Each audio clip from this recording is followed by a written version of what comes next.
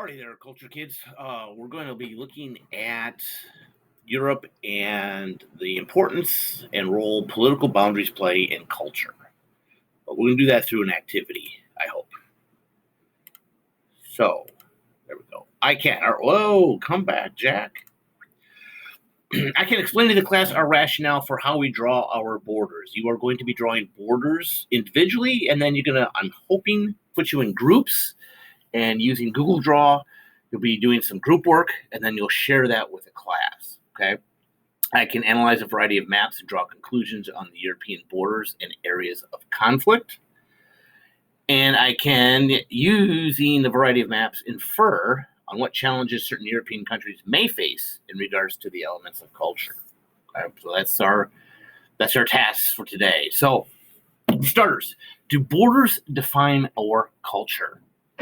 When you think of culture, we tend to consider ourselves Midwesterners, right?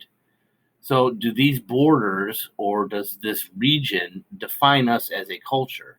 Because if we live right here, about where that A is, that's still a very different culture than, say, somebody who lives in Kansas City or Minneapolis or Detroit.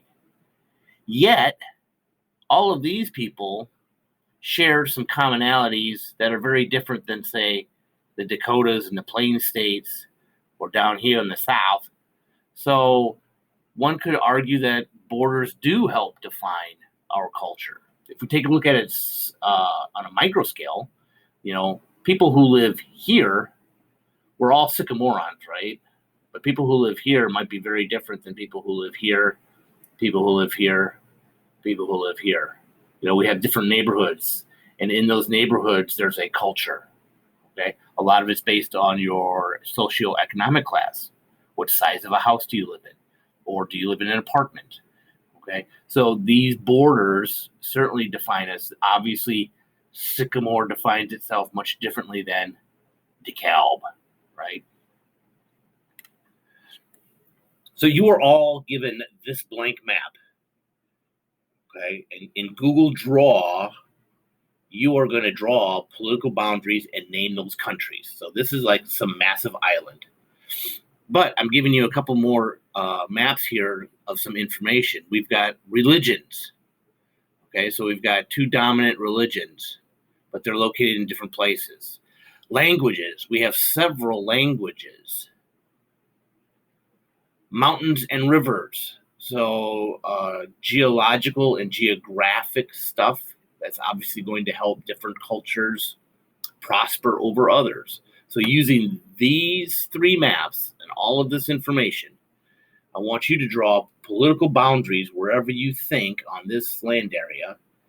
Name your countries, but your goal is to try to maximize peace, minimize areas of conflict. Good luck. Look at the three maps. Using your knowledge on your blank map, draw political boundaries to keep the peace. Label your countries.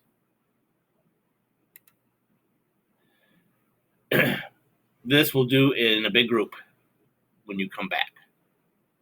Alrighty, so now how do I stop?